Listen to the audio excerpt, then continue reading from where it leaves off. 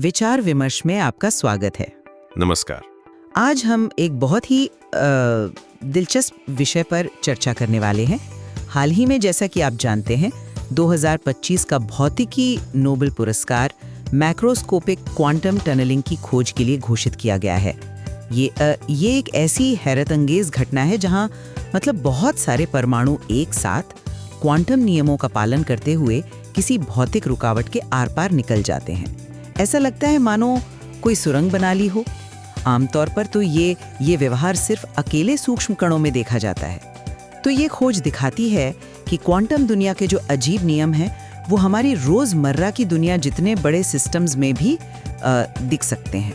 बिल्कुल। और ये खोज असल में क्वांटम विज्ञान की बढ़ती हुई अहमियत को ही दर्शाती है। तो इसी पृष्ठभूमि में आज हम भारत के अपने महत्वाकांक्षी राष्ट्रीय क्वांटम मिशन यानी NQM पर ध्यान केंद्रित करेंगे।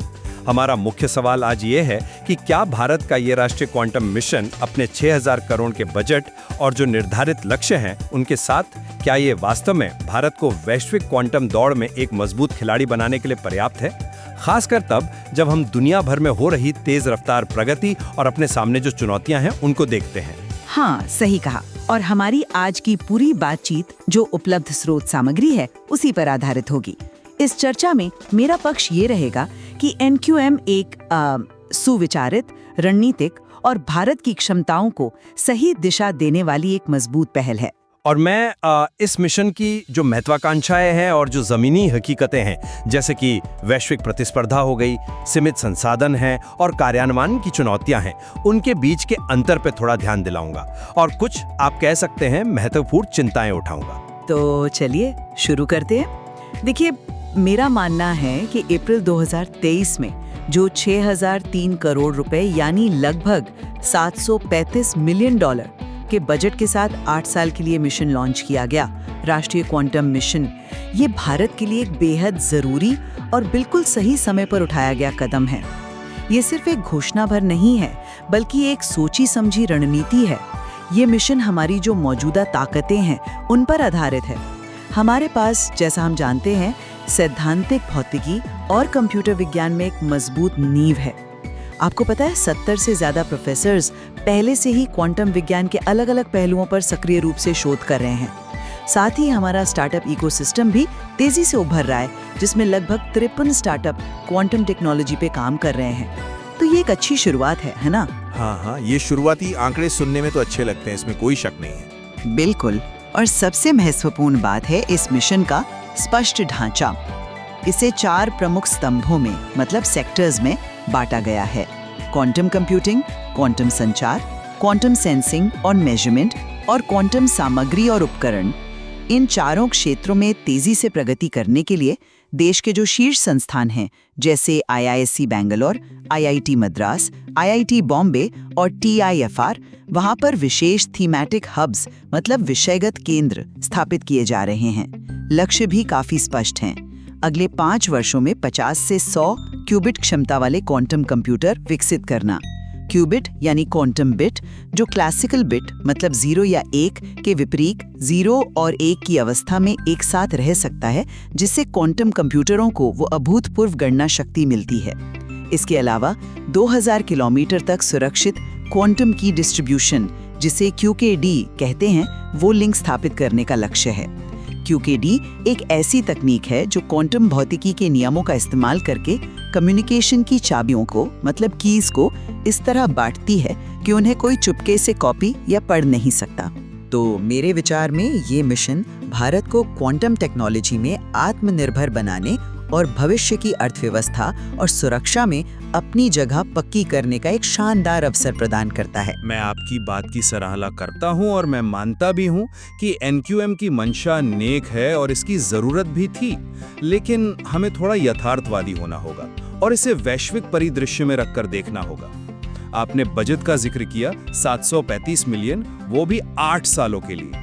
अब इसकी तुलना कीजिए, चीन ने क्वांटम टेक्नोलॉजी में $15 बिलियन से ज्यादा का निवेश करने की घोषणा की है। ये हमारे निवेश से लगभग 20 गुना ज्यादा है। अमेरिका में सरकारी निवेश तो है ही, उसके अलावा निजी क्षेत्र से ही लगभग $6.9 बिलियन का निवेश आ चुका है। यूरोपियन यूनियन का जो क्वांटम फ्लैगशिप प्रोग्राम है वो भी अरबों यूरो का है। इस बड़े पैमाने के सामने क्या हमारा ये 735 मिलियन का बजट वास्तव में हमें वैश्विक दौड़ में बनाए रखने के लिए, मतलब टक्कर देने के लिए पर्याप्त है? देखिए, ये तुलना शायद इतनी सीधी नहीं है। बजट के आकार के अलावा ये भी देखना होगा कि उसे कैसे खर्च किया जा रहा है। हाँ, वो ठीक है, पर मुझे अपनी बात पूरी करने दें। सिर्फ बजट ही नहीं, हमारे सामने कई गंभीर चुनौतियां हैं जिन्हें नजरअंदाज करना मेरे हिसाब से खतरनाक होगा। पहली और शायद सबसे बड़ी चुनौती है हार्डवेयर पर हमारी अत्यधिक निर्भरता। क्वांटम कंप्यूटरों का जो दिल होता है, यानी क्यूबिट्स, उन्हें बनाने और उन्हें बेहद कम तापमान पर, आप सोचिए, लगभग 0 डिग्री सेल्सियस से भी 273 डिग्री नीचे उस तापमान पर ठंडा रखने के लिए जिन जटिल क्रायोजेनिक सिस्टम्स की जरूरत होती है, उनके लिए हम पूरी तरह विदेशों पर निर्भर हैं। ये क्यूबिट्स इतने नाजुक होते हैं कि जरा सी गर्मी या बाहरी शोर से भी उनका क्वांटम व्यवहार खत्म हो जाता है, इसीलिए उन्हें इतना ठंडा रखना पड़ता है। दूसरी बात, फंडिंग की कमी। सरकारी 6000 करोड़ रुपए एक शुरुआत जरूर है, लेकिन क्वांटम रिसर्च और खासकर फैब्रिकेशन लैब बनाने में बहुत ज्यादा पैसा लगता है, और निजी क्षेत्र से निवेश, जैसा हम जानते हैं, अभी लगभग ना के बराबर है। तीसरी चुनौती है प्रतिभा की कमी। हाँ, हमारे पास अच्छे सैद्धांतिक भौतिक विज्ञानी हैं, लेकिन हमें क्वांटम इंजीनियर्स चाहिए, क्वांटम डिवाइस फैब्रिकेटर्स चाहिए, क्रायोजेनिक एक्सपर्ट्स जैसे प्रैक्टिकल स्किल्स वाले लोगों की भारी जरूरत है, जिनकी संख्या अभी बहुत कम है। और चौथी, नीतिगत सुस्ती। क्वांटम टेक्नोलॉजी इतनी तेजी से बदल रही है कि उसके लिए जरूरी नियम, मानक और नीतियां बनाने में हम कहीं पिछड़ ना जाएं। तो मेरा मुख्य बिंदु यह है कि मिशन लॉन्च करना एक बात है, और उसे सफलतापूर्वक लागू करके वैश्विक गति से तालमेल बिठाना वो बिल्कुल दूसरी बात है। क्या हम इन चुनौतियों से पार पाकर वास्तव में एक महत्वपूर्ण वैश्विक खिलाड़ी बन पाएंगे? ये सवाल है। आपने कई अहम मुद्दे उठाए हैं, खासकर फंडिंग और वैश्विक तुलना का। देखिए, 6003 करोड़ को हमें एक तरह से शुरुआती या सीड फंडिंग के तौर पर देखना चाहिए। इसका उद्देश्य एक बुनियादी ढांचा तैयार करना है, रिसर्च को एक दिशा देना है और एक इकोसिस्टम बनाना है, जिससे उम्मीद है कि भविष्य में निजी निवेश भी आकर्षित होगा। चीन या अमेरिका से सीधे तुलना करना शायद सही ना हो, क्योंकि उनके औद्योगिक आधार और निवेश के पैटर्न काफ़ी अलग हैं। हमारा मॉडल ज़्यादा केंद्रित हो सकता है, ज़्यादा फोकस्ड। जो 4 थीमेटिक हब बन रहे हैं, उनका मकसद यही है कि संसाधनों का बिखराव ना हो और उनका प्रभावी ढंग से एक लक्षित तरीके से उपयोग हो। कभी-कभी मात्रा से ज़्यादा क्वालिटी और सही रणनीति ज़्यादा मायने रखती है। हम शायद हर तरह के क्यूबिट पर काम ना करें, लेकिन जिन क्षेत्रों को हम चुनें उनमें उत्कृष्टता हासिल करने का प्रयास तो कर ही सकते हैं। केंद्रित दृष्टिकोण का तर्क मैं समझता हूँ, लेकिन क्या ये सीड फंडिंग वाकई इतना पर्याप्त बीज है जिससे वो पेड़ उग सके जिसकी हम बात कर रहे हैं? क्वांटम इंफ्रास्ट्रक्चर जैसे कि एक आधुनिक क्यूबिट फैब्रिकेशन फैसिलिटी, जिसे फैब कहते हैं, या फिर बड़े पैमाने की क्रायोजेनिक टेस्टिंग सुविधाएं, इनको स्थापित करने में ही सैकड़ों मिलियन डॉलर लग सकते हैं। जब दूसरे देश अरबों डॉलर लगाकर कई समानांतर रास्तों पर, जैसे सुपर कंडक्टिंग क्यूबिट्स हैं, फोटोनिक क्यूबिट्स हैं, ट्रैप्ड आयन क्यूबिट्स हैं, इन सब पे एक साथ तेजी से प्रयोग कर रहे हैं, तो क्या हम कुछ 100 मिलियन डॉलर से उस गति का मुकाबला कर पाएंगे? वो ज्यादा प्रयोग कर सकते हैं, जल्दी सीख सकते हैं और शायद जल्दी सफलता भी पा सकते हैं। निजी निवेश आकर्षित करना एक उम्मीद जरूर है, पर यह तभी होगा जब उन्हें कोई स्पष्ट व्यावसायिक लाभ दिखेगा, जिसमें अभी समय लग सकता है। सवाल यह है कि क्या हमारे पास इतना इंतजार करने का समय है? हाँ, ये एक वाजिब सवाल है। अब हार्डवेयर निर्भरता की बात करते हैं, जो आपने उठाई। मैं मानती हूँ कि यह आज एक बड़ी चुनौती है, लेकिन NQM के जो घोषित लक्ष्य हैं, उनमें से एक प्रमुख लक्ष्य ही स्वदेशी क्वांटम सामग्री और उपकरणों का विकास करना है। IIT दिल्ली में जो क्वांटम मटेरियल और डिवाइसेस पर केंद्रित हब बन रहा है, उसका यही उद्देश्य है। हाँ, ये बात सही है कि शुरुआत में निर्भरता रहेगी, इसे रातों रात खत्म नहीं किया जा सकता, लेकिन योजना यही है कि धीरे धीरे आत्मनिर्भरता बढ़ाई जाए। साथ ही हमें अपनी ताकत को नहीं भूलना चाहिए। भारत पारंपरिक रूप से सॉफ्टवेयर में, एल्गोरिथम में और सैद्धांतिक पक्ष में बहुत मजबूत रहा है। हम क्वांटम सॉफ्टवेयर, क्वांटम एल्गोरिदम विकसित करने और यहाँ तक कि क्लाउड के जरिए जो उपलब्ध विदेशी क्वांटम कंप्यूटर हैं, उनका उपयोग करके भी महत्वपूर्ण योगदान दे सकते हैं, जब तक हमारी अपनी हार्डवेयर क्षमताएं विकसित हो रही हैं। सॉफ्टवेयर में हमारी ताकत तो है, इसमें कोई दोहराए नहीं, और ये एक महत्वपूर्ण पहलू भी है। लेकिन क्वांटम कंप्यूटिंग का असली फायदा हार्डवेयर और सॉफ्टवेयर के गहरे इंटीग्रेशन से ही मिलेगा। सिर्फ एल्गोरिदम चलाना शायद काफी नहीं होगा, हमें हार्डवेयर की बारीकियों को समझना होगा ताकि उसके लिए अनुकूलित सॉफ्टवेयर बना सकें। और जहां तक स्वदेशी हार्डवेयर की बात है, क्यूबिट फैब्रिकेशन जैसी तकनीक बनाना जिसमें नैनोमीटर स्केल पर सटीकता चाहिए होती है, वो बहुत ही ज्यादा जटिल है। इसमें सालों, शायद दशक लग सकते हैं। तब तक हम न केवल महंगे आयात पर निर्भर रहेंगे, बल्कि रणनीतिक रूप से भी पिछड़ते जाएंगे। तकनीक तो हर कुछ साल में बदल रही है, तो क्या हम हार्डवेयर के मामले में हमेशा कैचअप मोड में रहने का जोखिम उठा सकते हैं? ये निर्भरता हमें वैश्विक सप्लाई चेन के जो झटके लगते हैं, उनके प्रति भी संवेदनशील बनाती है। जोखिम तो है, मैं मानती हूँ, लेकिन कुछ न करने का जोखिम इससे कहीं ज्यादा बड़ा है। अब प्रतिभा वाले मुद्दे पर आते हैं। देखिए, हमारे पास IITs, IISc, TIFR, ISS जैसे विश्व स्तरीय संस्थान हैं, और जैसा मैंने पहले कहा, 170 से ज्यादा प्रोफेसर पहले से इस क्षेत्र में काम कर रहे हैं। ये एक मजबूत आधार है। NQM में मानव संसाधन विकास यानी नए विशेषज्ञ तैयार करने और मौजूदा लोगों को अपस्किल करने के लिए भी योजनाएं शामिल हैं। इसमें PhD फेलोशिप्स हैं, ट्रेनिंग प्रोग्राम्स हैं, वगैरह वगैरह। अगर मिशन का कार्यान्वयन सही ढंग से होता है, और ये एक बड़ा अगर है, मैं मानती हूँ, तो हम मौजूदा टैलेंट पूल का प्रभावी ढंग से उपयोग कर सकते हैं और भविष्य के लिए नई प्रतिभाएं भी तैयार कर सकते हैं। हमें विश्वास रखना होगा कि हमारे वैज्ञानिक और इंजीनियर इस चुनौती को स्वीकार करेंगे। सैद्धांतिक ज्ञान और अच्छी रिसर्च फैकल्टी होना एक बात है, लेकिन क्वांटम टेक्नोलॉजी को लैब से निकालकर असली दुनिया के उत्पादों और सेवाओं में बदलने के लिए हमें बिल्कुल अलग तरह के कौशल वाले लोगों की ज़रूरत है। हमें ऐसे क्वांटम इंजीनियर्स चाहिए जो physics, electrical engineering, material science और कंप्यूटर साइंस सबको समझते हों। हमें ऐसे तकनीशियन चाहिए जो जटिल क्रायोजेनिक सिस्टम्स और लेज़र सेटअप्स को चला सकें और मेंटेन कर सकें। इन स्किल्स की अभी भारी कमी है। हमारे विश्वविद्यालयों से निकलने वाले छात्रों को इंडस्ट्री की ज़रूरतों के हिसाब से तैयार करना वो अपने आप में एक अलग चुनौती है। और फिर कार्यान्वयन का मुद्दा है। हमें ये भी स्वीकार करना होगा कि भारत में बड़ी सरकारी परियोजनाओं में अक्सर नौकरशाही की बाधाएं आती हैं, फंड रिलीज में देरी होती है, समन्वय की कमी जैसी समस्याएं आती हैं।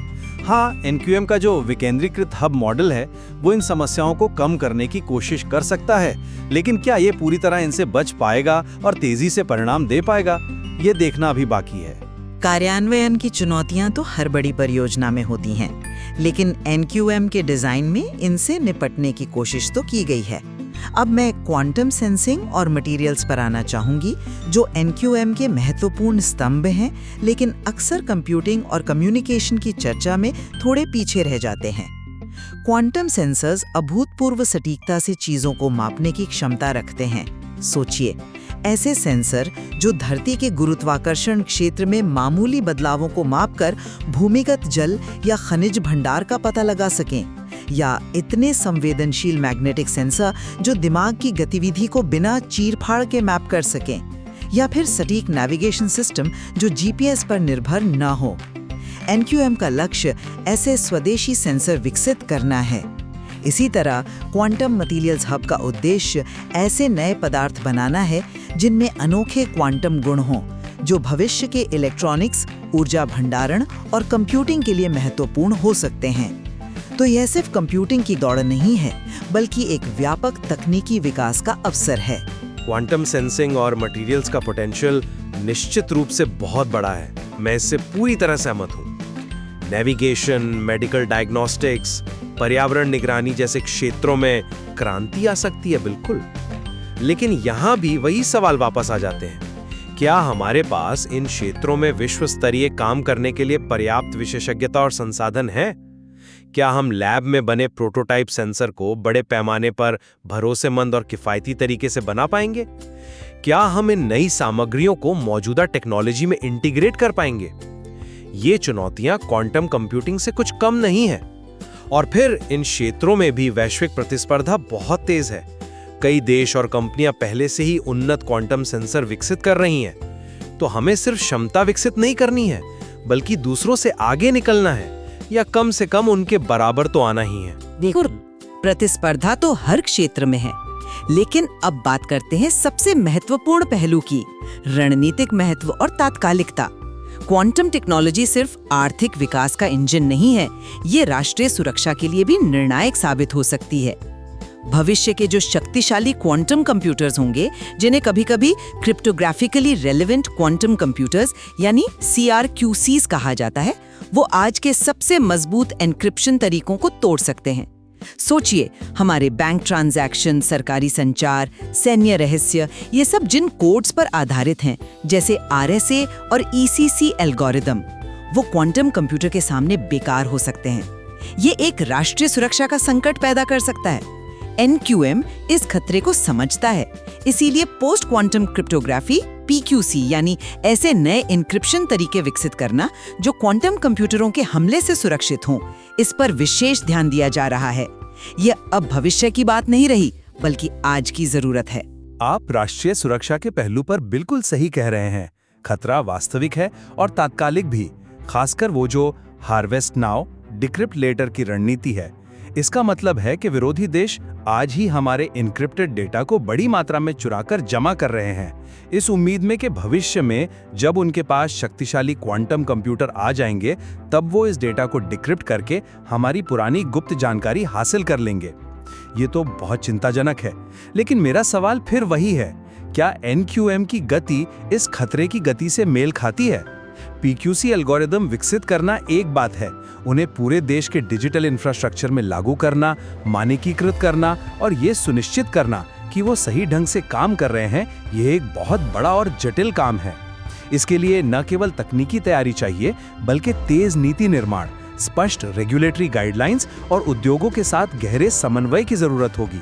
क्या हम ये सब समय पर कर पाएंगे, खासकर जब इन मामलों में हम अक्सर थोड़े धीमे रहते हैं? हाँ, नीति निर्माण और रेगुलेशन को तेज करने की जरूरत तो है, इसमें कोई दो राय नहीं, और ये NQM की सफलता के लिए बहुत महत्वपूर्ण होगा। तो संक्षेप में कहूँ तो मेरा मानना है कि राष्ट्रीय क्वांटम मिशन भारत के लिए एक आवश्यक, रणनीतिक और सही दिशा में उठाया गया कदम है। हाँ, चुनौतियाँ गंभीर हैं, फंडिंग का पैमाना, हार्डवेयर में आत्मनिर्भरता, विशेष प्रतिभा का विकास और कार्यान्वयन की गति, लेकिन एक स्पष्ट ढांचा है, समर्पित शीर्ष संस्थान है, हमारी मजबूत बौद्धिक क्षमता है और सरकार की प्रतिबद्धता भी दिखती है। तो इन सब को देखते हुए इसमें सफल होने की पूरी संभावना है।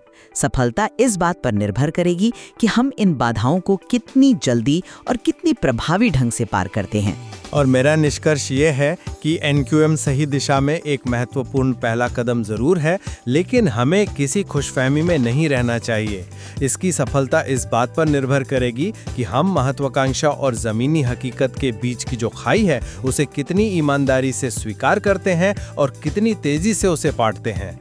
विशेष रूप से वैश्विक फंडिंग के मुकाबले हमारी फंडिंग कितनी है, हार्डवेयर में आत्मनिर्भरता हासिल करने की वास्तविक समय सीमा क्या होगी और उद्योग के लिए ज़रूरी जो प्रैक्टिकल क्वांटम प्रतिभा है उसे विकसित करने की हमारी क्षमता कितनी है। वैश्विक दौड़ बहुत तेज़ है और हमें यथार्थवादी उम्मीदें रखनी होंगी। हमें अपनी कमियों को पहचान कर उन्हें दूर करने के लिए असाधारण प्रयास करने होंगे, तभी हम इस दौड़ में प्रासंगिक बने रह सकते हैं। सिर्फ मिशन लॉन्च कर देना ही काफ़ी नहीं होगा। तो आज की हमारी चर्चा से ये साफ है कि भारत के क्वांटम भविष्य को लेकर आशाएं भी हैं और चिंताएं भी, और दोनों ही दृष्टिकोण महत्वपूर्ण हैं। फंडिंग की पर्याप्तता, स्वदेशी हार्डवेयर विकास की वास्तविक गति और जटिलता, प्रतिभा का सही मिश्रण तैयार करना और कार्यान्वयन की जो व्यावहारिक चुनौतियां हैं, ये कुछ ऐसे प्रमुख बिंदु हैं जिन पर लगातार और गंभीरता से विचार विमर्श करते रहने की ज़रूरत है। हमें अपनी प्रगति का निरंतर मूल्यांकन करना होगा और ज़रूरत पड़ने पर अपनी रणनीति में बदलाव करने के लिए भी तैयार रहना होगा। हाँ बिल्कुल, ये विषय बहुत गहरा और बहुआयामी है। आज हमने कई पहलुओं पर बात की, लेकिन जैसा आपने कहा, स्रोत सामग्री में और भी बहुत कुछ है जो इस विषय की जटिलता को समझने में मदद कर सकता है। जैसे क्वांटम सेंसिंग के विशिष्ट अनुप्रयोगों की क्षमता क्या है, विभिन्न प्रकार की क्यूबिट प्रौद्योगिकियों की तुलना, या दूसरे देश क्या विस्तृत रणनीतियां अपना रहे हैं। ये एक लगातार विकसित होता हुआ क्षेत्र है। आज के विचार विमर्श का उद्देश्य किसी एक पक्ष को विजेता घोषित करना नहीं था, बल्कि इस महत्वपूर्ण विषय पर विभिन्न दृष्टिकोणों को सामने रखना था, ताकि हम सब मिलकर एक बेहतर समझ बना सकें। सुनने के लिए धन्यवाद।